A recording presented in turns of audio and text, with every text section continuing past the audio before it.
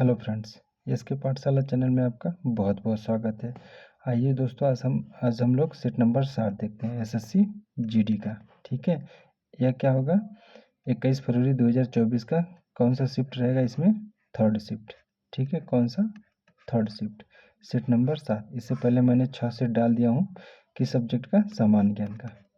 ठीक है, सामान्य ज्ञान का 6 सेट डाल दिया हूँ। अगर नहीं देखे हैं तो जाके प्लेलिस्ट में पड़ा होगा, उसको देख लीजिए। इसके साथ साथ मैं मैथ का भी डाला हूँ। ठीक है, इससे पहले वीडियो मैंने मैथ का डाला हूँ, यदि मैथ का नहीं देखे हैं तो जाके देख लीजिए। बहुत बेसिक और यूनिक मेथड बताता हूँ।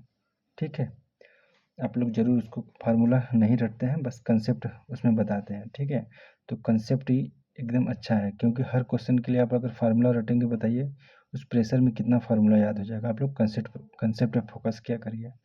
ठीक है, चलिए आज हम लोग अपना सामान्य ज्ञान का सेट नंबर 7 देख लेते हैं। आप लोग रिवाइज करते रहिए, पढ़ते रहिए, और पर डे अब 1 महीना बचा है, पर डे एक मॉक देते रहिए। ठीक है, चलिए स्टार्ट करते हैं। देखिए, सामान्य ज्ञान का पहला क्वेश्चन क्या दिया है?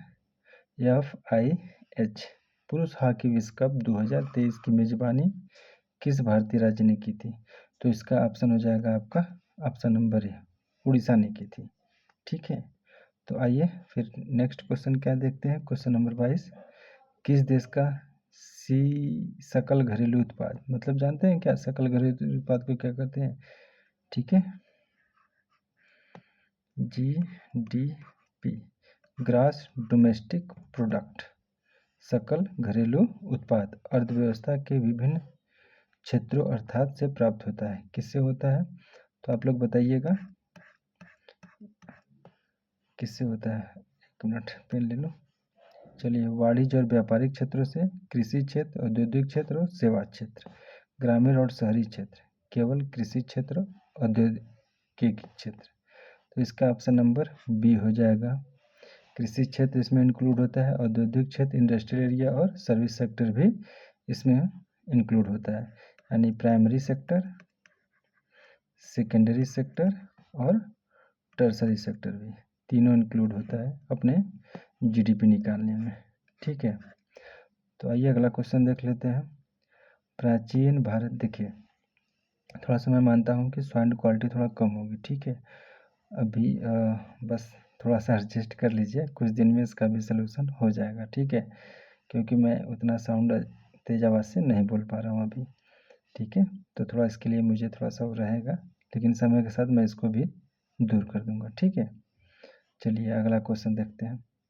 प्राचीन भारत के दौरान तमिल क्षेत्र में साधारण हलवाओं को के नाम से जाना जाता है।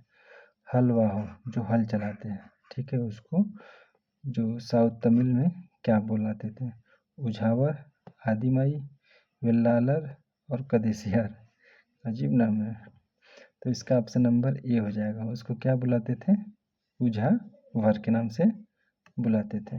ठीक है, ये क्वेश्चन नंबर 24 देख लेते हैं। इंदिरा गांधी के नेतृत्व में कौन सी पंचवर्षीय योजना शुरू की गई थी? ठीक है, तो इंदिरा गांधी जानते हैं, आयरन लेडी। कौन सी हमारी प्रधान थी? Iron lady. इनके पूछा है कौन सी इनके समय में कौन सी पंचवर्षीय योजना लागू की गई थी, मतलब तीसरी, पहली, चौथी या दूसरी। तो इसका सही जवाब होगा ऑप्शन नंबर बी, चौथी पंचवर्षीय योजना। इसका कार्यकाल 1969 से 74 के बीच था। ठीक है, देखिए 1969 में अगर 5 साल जोड़ देंगे 1974 आ जाएगा।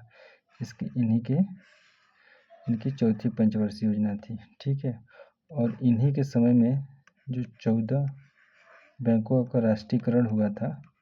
ठीक है, ये भी एग्जाम में पूछता है, किस प्रधानमंत्री के कार्यकाल में 14 बैंकों का राष्ट्रीयकरण किया गया था? तो इंदिरा गांधी के। ठीक है, भाई अगला क्वेश्चन देख लेते हैं। भारत के वर्ष 2011 की जनगणना के अनुसार निम्नलिखित में से कौन सा राज्य या केंद्र शासित प्रदेश सबसे अधिक साक्षर है? चंडीगढ़, अंडमान और निकोबार, तमिलनाडु या गोवा। तो इसका सही जवाब हो जाएगा आपका डी, गोवा। ठीक है, क्वेश्चन नंबर 26 देख लेते हैं। हरेली, कजरी और मड़ई त्योहार का संबंध निम्नलिखित में से किस राज्य से है? उत्तर प्रदेश से, हरियाणा से, या पंजाब से, या छत्तीसगढ़ से? इसका सही जवाब होगा ऑप्शन नंबर डी, छत्तीसगढ़। भारतीय संविधान के किस अनुच्छेद के तहत स्वतंत्रता के अधिकार को भी कोई भी पेशा या व्यवसाय या व्यापार या वाणिज्य करने का शामिल है? तो जानते हैं आर्टिकल 90 में दिया गया है 6 मौलिक अधिकार, ठीक है, यानी 19 से 22। ऑप्शन नंबर डी इस क्वेश्चन का सही जवाब होगा, ऑप्शन डी है, ठीक है। आप इसमें बिना हथियार के सभा कर सकते हैं, आपको बोलने की स्वतंत्रता है, लेकिन अब देख रहे हैं दिन प्रतिदिन हम लोग जो फंडामेंटल राइट्स है उसका भी हनन होते जा रहा है। देख रहे हैं ना बीपीएससी वाले कितने प्रोटेस्ट कर रहे हैं वहाँ पे बिहार में, फिर भी उसका कोई सुनने वाला नहीं है। न तो कोई नेता जाके बातचीत कर रहा है, न तो मोदी साहब जा रहे हैं वहाँ पर, न तो नीतीश जी जा रहे हैं। हालांकि मोदी का तो मैटर नहीं है, फिर भी हम लोग तो चुन के भेजे सेंट्रल में मोदी को भी, ठीक है। अब आइए अगला क्वेश्चन देखते हैं।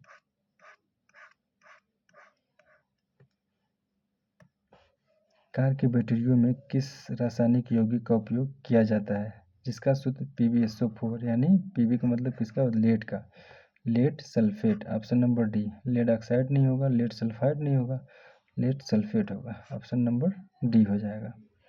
क्वेश्चन नंबर 29 क्या है? प्रसिद्ध भरतनाट्यम व्याख्यात्मक और कल्याण क्षेत्र के संस्थापक रुक्मणी देवी अरुंडेल वर्ष 1956 में की गौरवान्वित प्राप्तकर्ता थी। मतलब इनको 1956 में कौन सा पुरस्कार दिया गया था? कालिदास सम्मान, या भारत रत्न, या नटराज अकादमी पुरस्कार, या पद्म भूषण?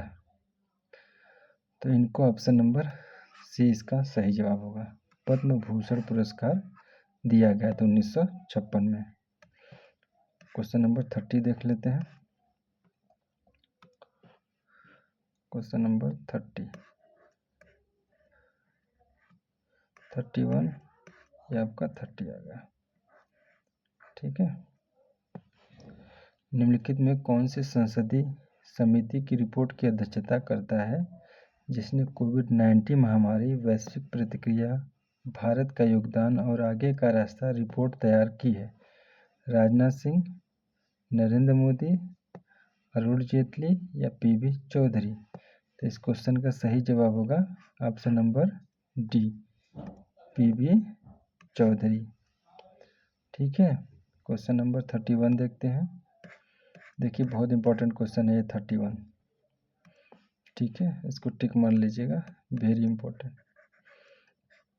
भारत के उपराष्ट्रपति किस विधायी निकाय के पदेन अध्यक्ष के रूप में कार्य करता है? ये तो सबको पता होगा, राज्यसभा के, ठीक है। लेकिन अगर पूछे किस आर्टिकल में दिया गया है, अब बताइए क्या होगा? तो आर्टिकल में अगर देखा जाए तो आर्टिकल 53 में दिया गया है कि जो उपराष्ट्रपति है, यानी भारत का जो राष्ट्रपति है वो राज्यसभा का पदेन अध्यक्ष होगा, ठीक है। तो किस आर्टिकल में दिया गया है? तो आर्टिकल 53 में। क्वेश्चन नंबर 32, से पहले भारत जननांकिकी संक्रमण के पहले चरण में था, 1980 से पहले, या 1990 से पहले, या 1960 से, या 1921 से? तो इसका सही जवाब होगा ऑप्शन नंबर सी, 1921 से पहले भारत क्या था, जननांकिकी संक्रमण से पहले चरण में था। आइए देखिए क्वेश्चन नंबर 33, ये भी एकदम इम्पोर्टेंट क्वेश्चन है, ठीक है। Question number 33 important, very important नहीं है बट इम्पोर्टेंट है। भारत की कितनी किलोमीटर की लंबी, एक पूछा है भूमि सीमा, ठीक है, और द्वीपों प्रदेश सहित इतनी किलोमीटर लंबी की तट रेखा? तो भूमि है जानते कितना, 15,106.7 है, ठीक है, ऑप्शन नंबर ए होगा। और अपनी जो तट रेखा है अंडमान निकोबार द्वीप समूह मिलाकर 7,516.6 किलोमीटर है, ठीक है। जैसे अपना इंडिया हो गया, ठीक है, ये इंडिया है और इधर अपना अंडमान निकोबार है। ठीक है, इधर अंडमान निकोबार, तो ये तट रेखा, इसकी तट रेखा प्लस ये जो अपनी है भारत भूमि, ये वाली तट रेखा, इसको टोटल मिला दिया जाए 7516.6 किलोमीटर होगी। और बस देखा जाए भूमि सीमा देखा जाए तो 15,106.7 किलोमीटर है ये भूमि रेखा। ठीक है, क्वेश्चन नंबर 34 देखते हैं। FIH पुरुष हॉकी विश्व कप 2023 किस देश ने जीता है? तो इसका सही जवाब होगा Netherland, Belgium, Australia, Germany. Option number D, Germany. Question number 35 देखते हैं। ये भी देखो इम्पोर्टेंट बहुत पूछता है क्वेश्चन नंबर 35। क्वेश्चन नंबर ये इम्पोर्टेंट, इसको याद कर लीजिएगा अच्छे से। वर्ष 1919 में गांधी जी ने रूलट एक्ट कब लाया गया था? 1919 में, सर सिडनी रूलट के। ठीक है, जिसने अभिव्यक्ति की स्वतंत्रता अपना क्या है? फंडामेंटल राइट है। ठीक है, यहाँ पर सबको बोलने का अधिकार है। ऐसा बोलने का अधिकार का मतलब ये नहीं कि हम अब किसी को कुछ बोल दें। अंकुश लगाया था कि विरुद्ध सत्याग्रह का आह्वान किया। मौलिक कर्तव्य या केवल नागरिकों का अधिकार, या मौलिक अधिकार या अंतर्राष्ट्रीय अधिकार? तो ऑप्शन नंबर सी हो जाएगा, फंडामेंटल राइट। अभिव्यक्ति की स्वतंत्रता क्या है? फंडामेंटल राइट है। तो गांधी जी ने इसी को जब अंकुश लगाने के लिए कहा गया तो इसी के विरुद्ध में सत्याग्रह किए थे। क्वेश्चन नंबर अगला देखते हैं 36। केंद्रीय वस्तु एवं सेवा कर संशोधन विधेयक 2023 के संबंध में निम्नलिखित में से कौन सा कथन सही है? इसे अगस्त 2023 के लोकसभा में पेश किया गया था, सही है। यह केंद्रीय वस्तु एवं CGST अधिनियम 2017 का एक संशोधन करता है, यानी ये भी सही है। तो ऑप्शन नंबर सी हो जाएगा, ए और बी दोनों। अब अगला क्वेश्चन देखते हैं। डंडारी नृत्य, कौन सा नृत्य? डंडारी नृत्य शैली का संबंध भारत के किस राज्य से है? तेलंगाना से, महाराष्ट्र से, केरल से और हरियाणा से। तो इसका आंसर हो जाएगा तेलंगाना से। तेलंगाना में एक जनजाति पाई जाती है, उस जनजाति का नाम है शायद धुरावी, ऐसे कुछ जनजाति है। उसी जनजाति के द्वारा ये डंडारी नृत्य किया जाता है। तो इसका संबंध किससे हो जाएगा? तेलंगाना से। 1 अक्टूबर 2022 से भारत के महान न्यायवादी के रूप में किसे नियुक्त किया गया है? बताइए महान न्यायवादी क्या होता है? देखिए, महान न्यायवादी को क्या बोलते हैं? भारत का वकील। ठीक है, यदि आप किसी भारत सरकार पर केस करते हैं, किस पे? भारत सरकार पे, तो उसके ओर से तो भी कोई लड़ना चाहिए, तो कौन लड़ेगा? यही लड़ता है, महान न्यायवादी। इसका उल्लेख किस में किया गया है? तो आर्टिकल, किस आर्टिकल में है? आर्टिकल 76। तो इसका आंसर हो जाएगा option number D, Venkat Ramani. Are Venkat रमणी को नियुक्त किया गया। क्वेश्चन नंबर 39 देख लेते हैं। निम्नलिखित में से किस गायिका को 19 भाषाओं में फिल्म पार्स गायन में उनके योगदान के लिए वर्ष 2023 में पद्म भूषण से सम्मानित किया गया था? सुलोचना को, वाणी को, DK पथमल को, KS चित्रा को? तो इसका सही जवाब होगा ऑप्शन नंबर बी, वाणी जय राम को। अब अपना इस सेट का एकदम लास्ट क्वेश्चन देखते हैं। 1909 में कौन सी गठन के साथ क्रिकेट अंतर्राष्ट्रीय खेल बन गया? ये तो सभी को पता होगा, ICC, इंडियन क्रिकेट काउंसिल।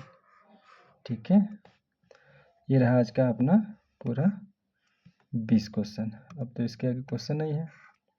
ठीक है, चलिए आज का वीडियो कैसा लगा कमेंट करके बता दीजिए आप लोग। फिर मैं कल इसी टाइम एक मैथ का वीडियो आप लोगों को अपलोड कर दूंगा। ठीक है, आप लोग बस इसी तरह अपना प्यार सपोर्ट बनाए रखिए। फिर मिलते हैं, स्वस्थ रहिए, मस्त रहिए और अपना खुश रहिएगा, अच्छे से पढ़ाई करते रहिए। बस मन में हमेशा चलाइएगा एकदम दिमाग में 2025 में एक गवर्नमेंट जॉब हमको लेना है। ठीक है, चलिए फिर मिलते हैं कल इसी टाइम इसी समय। तब तक के लिए थैंक यू, बाय बाय।